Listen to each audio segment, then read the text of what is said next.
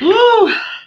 It's a Monday. It is indeed a Monday. It's like it was almost a holiday weekend or something. In a weird way, yeah, I agree. It was a good weekend, though. It looks like you guys had a great time camping. Yes. Oh my gosh, amazing. And it goes even with what you'll talk about later. It's just taking that time for Yeah. yourself, for your family. Um, and that was so needed. I think I've been working 7 days a week. I mean, it's easy when, Leo works every other weekend. So, Right. Well, and so, I was telling someone the other day, and someone walked past my office and they were like, "Are you always on a webinar?" And I'm like, if I'm sitting here, there's so many webinars going on these days. I tune them in, and if it sounds good, I pay attention. And if it's not so great, I tune them out. But since this whole COVID and, not necessarily doing a lot in person, there seems to be so many more webinars or Zoom meetings or whatever so that we can all connect. well, all the conferences have gone like online. So, but the great thing about all this is that we can go to all of them now. So we got to do the BOC, although I really wanted to go to San Diego. I know, me too. Tom Ferry. So it's like we wouldn't have been able to go for BOC and then turn around, and we've never really been able to go to Tom Ferry because of school. Well, BOC, so it's kind of cool that you can do all these, and then you have the Florida Realtor Convention and. Yep. Yeah, it's been really cool, honestly, but very time consuming as well. But it's so many more things that I'm able to see and learn and do because I can do it while I'm still at the office, still working, still on your time. Yeah, on my time. And a lot of them they have, they'll give you the webinars after the fact if you are a registered participant. So then if you can't see them all at that time, you see them all later. So. No, so I think that's kind of cool. I want to do the Jared James is in a couple weeks, so I was really looking forward to finally heading to the west side of Tennessee and going to Nashville, but I guess that'll be another day. Another time for that. Yes. Another time for that. Plenty of time, right? Plenty of time. I know. So today we're talking about 5 ways to consistently build your business. And that's the thing about this industry and this business. You have to keep working on it. You have to keep working on it to build it.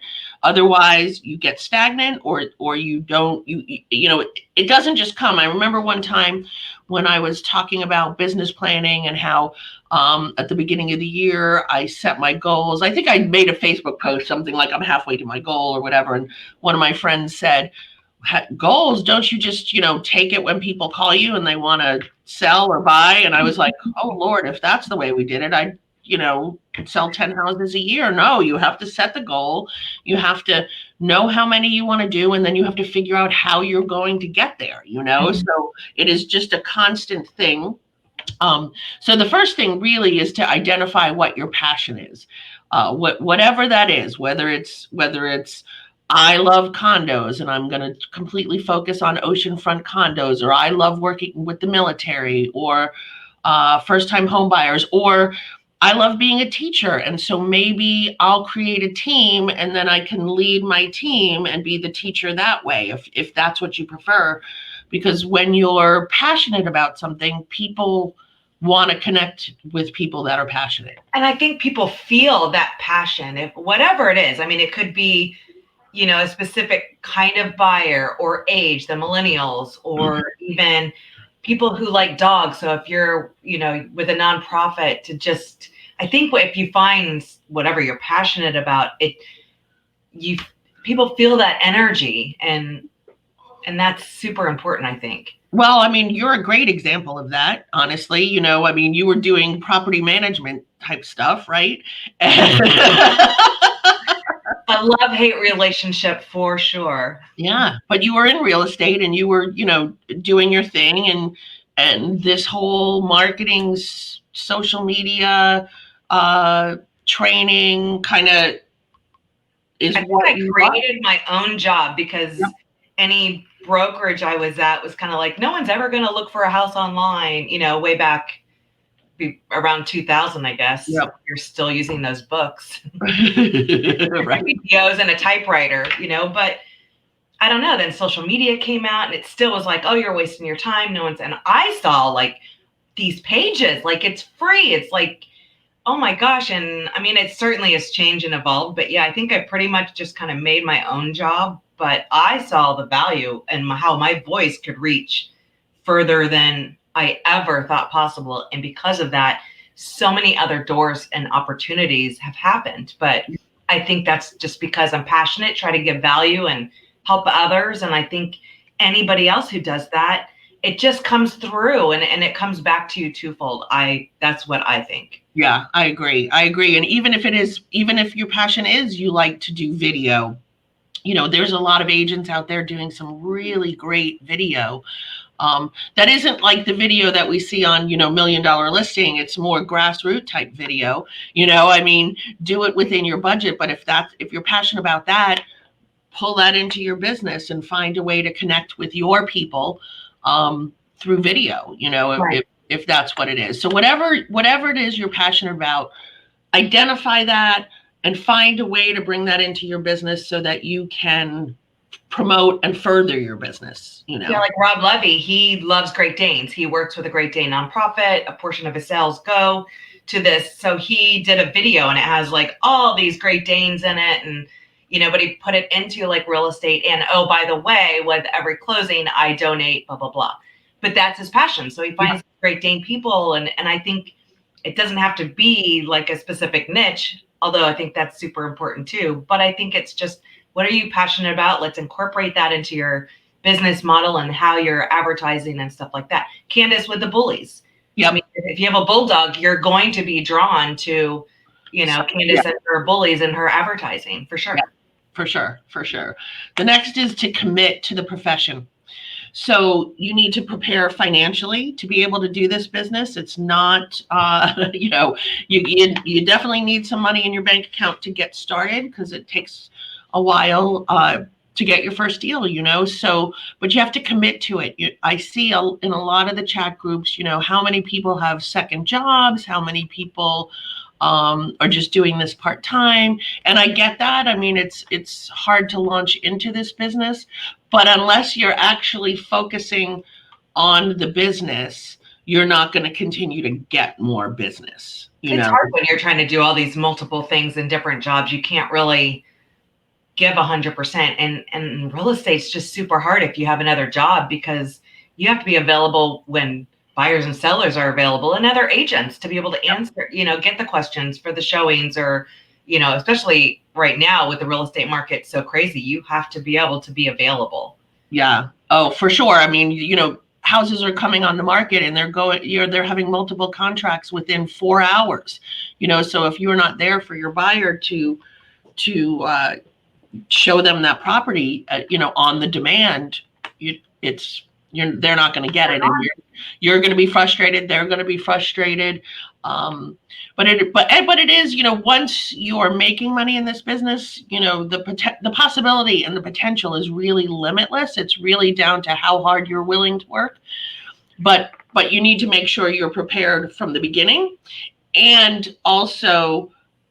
And I think I'll talk about this a little later, and this is the big part of our business planning and to prepare for the future so you can expand, So that's it. Make some and set some actionable goals. So I want more money is not an actionable goal, but I want to buy a new car. I need to save for my child's college education and I need this much saved. I'm going to be giving this much to my 401k, IRA, SEP IRA, however you're saving money. I want to buy a mountain house in Tennessee so I can be near Heather sometimes, maybe that's a goal that I'll set, so find what your goal is and work towards that goal. But just, I want more money is not, I think we all want more money, right? And I think that's great when we do our business planning, which starts in 2 weeks, everyone. I know. I think that's great because we do work backwards. How much do we need to have to build, to have these goals met? Whether it is to pay off debt, buy a new car, whatever that is that your goal is, family vacation. What do I need to accomplish that? Here's, and how much goes towards marketing or, to IRS, all that. And then what do we need to make? And then we work on a plan to get there. to get there. And then it's, you know, breaking down by quarterly, by monthly, by daily, you know, and I think that's super important because you can always, you know, every quarter I go back to what were my goals because it feels like forever ago that I do them. But I think that's the part I like about the vision board because it's a visual. But it is important. And especially, gosh, the year that we've had, it's like, go to your goals. Like, what did you have set for third and fourth quarter that you could be working on right now? Yep. You know, when we were slow. Right now we're super crazy. So it's like, I hope everyone took advantage of that. It's kind of like everyone got this month break that we couldn't do anything. So it's like, what can we be working on that once, you know, the spring, summer, you know, ended up being summer and spring market. Hopefully everyone took a full advantage of that. Yep. Exactly, for sure. Then the next is really become an expert. You know, anybody can say they're an expert, and it's funny, you know, advertising or whatever, you know, I'm the Brevard County expert, or I'm the Space Coast expert, or I'm the condo expert, or I'm the whatever it is, but really don't just say you are, become it. Because when people start to ask you questions, because you've told them you're the expert, you need to be able to answer those questions, you know? So know what's going on in your market. You know, I'm big on the stats. So I like to look at the stats so that I can quote them so I understand. You know, we have, you know, two months of houses on the market. And National Association of Realtors says we have 3.4 months of houses on the market. So we are even way below the national average. And that's an important thing to say, you know, otherwise, if you're not, how do I say, presenting or providing your clients with the expert information. So it's constant studying, it's constant learning, it's look at the hot sheet every day, multiple times a day to see what's listed and what's not listed. You don't want to go on a listing appointment and have the seller say, oh, did you see the house that came on the market this morning? And you're like, oh, what house? You know, you want to be able to say, oh, yes, blah, blah, blah. This is what I saw. This is what I know. This is what I think. So that you truly are the expert on what's going, you know the demographics, know what the percentage of increase is, say, in house sales. Know, you know, it's funny, condos get a bad rap sometimes, and not necessarily in our area, but people coming from other areas, you know, in other areas, condos are not such a big thing. So sometimes people will say, oh, condos aren't a good investment. Well, if you know the stats and you know the information, you can get rid of that objection and say, no, condos are a great investment, especially here on the ocean, on the beach, you know, as long as you're knowing. But no, become an expert. Know if someone, or I was reading this over the weekend, somebody might ask a question, whatever the question is this, I'm Irish, so I'll say this, is this an Irish friendly neighborhood? Stop. But, you know, we can't necessarily answer that question, or you want to be careful depending specifically on what the question is. But I think you guys understand what I'm saying. But you want to be able to know where to send them to get the information. I actually had somebody that is interested in the area I'm at. So I talked to them, and that was their thing, is I guess they had moved to like North Carolina, but they were considered an outsider coming from Florida. And it was just like awkward. And I was like, no, like people would see my Florida driver's license and it immediately sparked up a conversation, because almost everybody here is a transplant from Florida, mostly like on the West Coast, Pensacola, Sarasota area. But I was like, no, like it was a conversation starter for sure. And now I have a Tennessee. Now I'm like one of them, other than that I don't have that cute accent going on, you know. I wish, but I was like, no. So I get that. I mean, I guess you do kind of get that question. I mean, people kind of want to be near people that are like them. So you may not want to directly answer the question, because it could be a what's that word? Protected class type of a question. So you may not want to answer that, but you want to be able to say, well, the Irish American Club is located over here. Call them and they can give you the demographics of how many Irish folks are in town, or whatever. I mean, we were originally from New York when we moved here, and, you know, my parents joined many groups that were New York specific or inspired so that they can, meet and be around other New Yorkers, which is just funny to me. Why move to Florida if you want to be around New Yorkers? We should have just stayed in New York, but whatever. But you know what I'm saying? So, if you can't necessarily answer that question, make sure you have the information to point them in the right direction. Kind of like when they say, oh, is there a lot of crime in this neighborhood? Your answer is, well, let's call the sheriff's department, or this is City of Rockledge. Why don't you call the City of Rockledge? Here's their non-emergency number. They're happy to answer any of your questions, or go to this website to find out that information. So become the expert. And that doesn't always mean have all the answers, but be able to point them in the right direction to get the answers as well. And I know when someone's like newer and they're, they pick their farm areas, like anytime a listing goes active, you should be going to look at these houses so that, that way, in 5 years, you've seen almost all the different houses, the different floor plans, the different builders, and it really helps educate yourself and just knowing what's out there, especially when you do have a listing.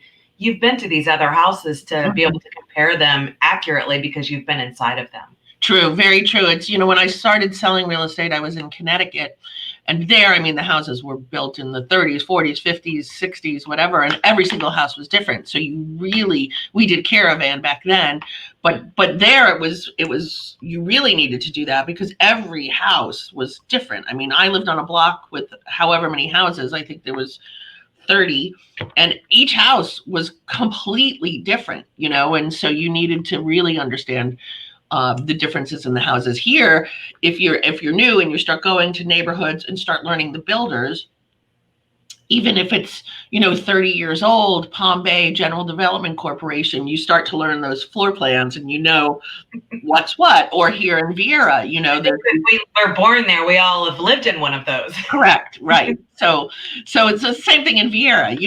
There's Lennar and there's Viera Builders and there's whoever else is building, Joyal, you'll start to learn their floor plans and know what's built in which neighborhood. There was a very famous floor plan years ago by Sun Castles, where I don't believe they're in business anymore. And it was the one where you walk into the courtyard and the pool was in front of you and there's the guest suite over here with the bathroom and the main house over here. That's like one of those floor plans everyone knew.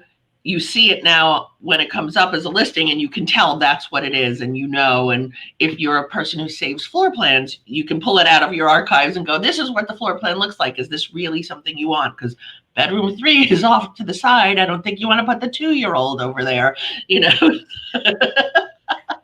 So remember to become the expert on whatever it is that's your passion and that you decide you want to know, and then broaden that to the real estate business.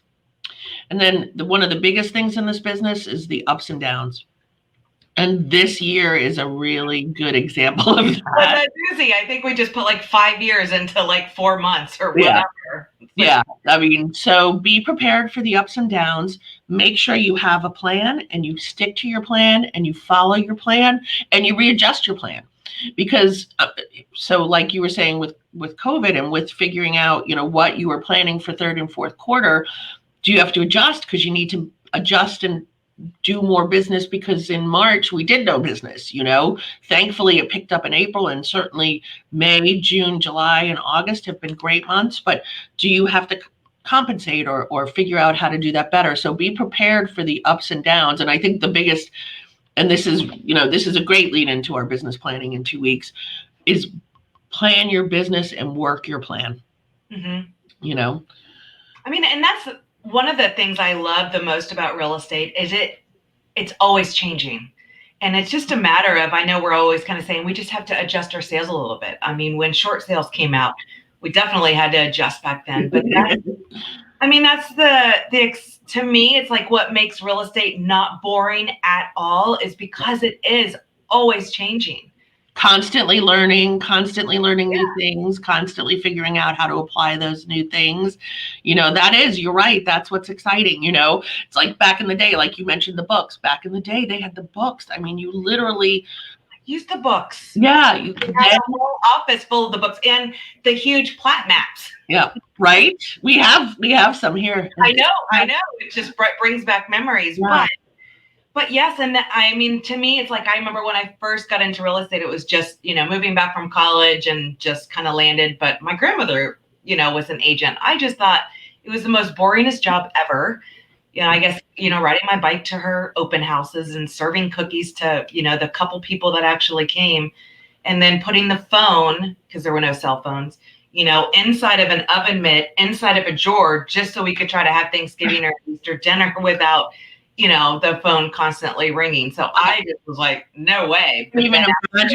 I can't even imagine like when you still had the phone on the wall and clients calling you at home. And it was that olive green, puke green phone color and yellow. I remember that. But I remember having to put in an oven mitt. I don't know why we just. Well, because when you take it off the hook, then it would make that noise once it was.